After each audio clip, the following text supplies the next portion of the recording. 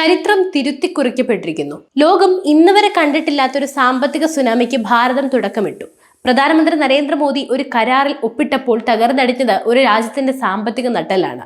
അങ്ങ് യൂറോപ്പിൽ ഇന്ത്യയുടെ സുവർണകാലം തുടങ്ങുമ്പോൾ നമ്മുടെ അയൽരാജ്യമായ പാകിസ്ഥാൻ ഭയന്ന് വിറയ്ക്കുന്നു. എന്തിനാണ് പാകിസ്ഥാൻ ഇത്രയധികം പേടിക്കുന്നേ? വെറും ഒരു ഒപ്പ് കൊണ്ട് പാകിസ്ഥാന്റെ സാമ്പത്തിക ഭൂപടം മായ്ച്ചു കളയാൻ ഇന്ത്യക്ക് സാധിക്കുമോ? മദർ ഓഫ് ഓൾ ഡീൽസ് എന്ന് വിശേഷിപ്പിക്കപ്പെടുന്ന ഈ വമ്പൻ വ്യാപാര കരാറിന്റെ പിന്നിലെ രഹസ്യങ്ങൾ എന്തൊക്കെയാണ് പരിശോധിക്കാം. 2 പതിറ്റാണ്ടോളം നീണ്ട കാത്തിരിപ്പായിരുന്നു ഇത്. ഇന്ത്യയും 27 രാജ്യങ്ങൾ അടങ്ങുന്ന യൂറോപ്യൻ യൂണിയനും തമ്മിലുള്ള സ്വതന്ത്ര വ്യാപാര കരാർ അഥവാ ഫ്രീ ട്രേഡ് എഗ്രിമെന്റ്. ഇതുവരെ ഇന്ത്യയിൽ നിന്ന് ഒരു ഷർട്ടോ ആഭരണമോ ഷൂസോ യൂറോപ്പിലേക്ക് അയക്കണമെങ്കിൽ 10 മുതൽ 12% വരെ നികുതി നൽകണമായിരുന്നു.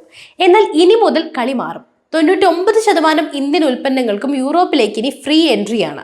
അതായത് ലോകത്തെ ഏറ്റവും വലിയ സമ്പന്ന വിപണിയിലേക്ക് ഇന്ത്യ ഇനി രാജകീയമായി നടന്നു കയറുമെന്ന്. അപ്പോൾ പാകിസ്ഥാൻ എന്തിനാ പേടിക്കുന്നത് എന്നുള്ള ചോദ്യം. ഇവിടെയാണ് നമ്മുടെ അയൽക്കാരന്റെ നെഞ്ചെടുപ്പ് കൂടുന്നത്. പാകിസ്ഥാന്റെ പക്കൽ ലോകത്തിന് വിൽക്കാൻ കാര്യമായി ഒന്നുമില്ല, ആകെയുള്ളത് തുണിത്തരങ്ങളാണ്. ഇത്രയും കാലം യൂറോപ്പിൽ പാകിസ്ഥാൻ പിടിച്ചു നിന്നത് യൂറോപ്യൻ യൂണിയൻ അവർക്ക് നൽകിയ GSP+ എന്നൊരു പിച്ചച്ചട്ടി പദവി കൊണ്ടാണ്.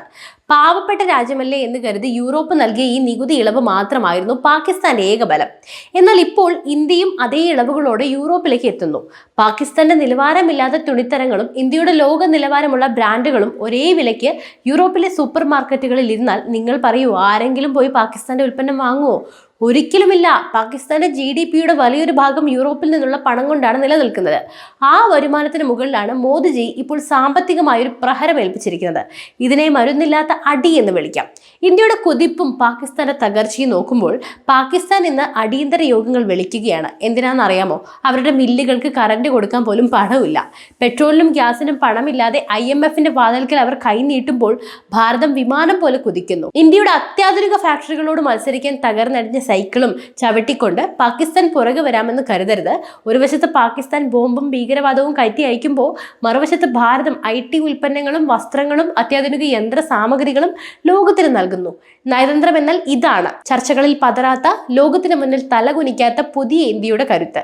ഈ കരാർ വെറുമൊരു കച്ചവടമല്ല, ഇത് ചൈനയ്ക്കുള്ള ശക്തമായ താക്കീത് കൂടിയാണ്. ലോകത്തിന്റെ സപ്ലൈ ചെയിൻ ഇനി ചൈനയല്ല, മറിച്ച് ഭാരതമാണെന്ന പ്രഖ്യാപനമാണിത്. ലക്ഷക്കണക്കിന് പുതിയ തൊഴിലവസരങ്ങളാണ് നമ്മുടെ യുവാക്കൾക്ക് ഇതിലൂടെ ലഭിക്കാൻ പോകുന്നത്. കടം വാങ്ങി മുടിഞ്ഞ പാകിസ്ഥാൻ ഇന്ന് ചൈനയുടെ ഒരു കോളനിയായി മാറുമ്പോൾ അമേരിക്കയെയും റഷ്യയെയും യൂറോപ്പിനെയും ഒരുപോലെ കൈപിടിക്കാൻ ഒതുക്കിക്കൊണ്ട് ഇന്ത്യ വിശ്വഗുരുവായി വളരുകയാണ്.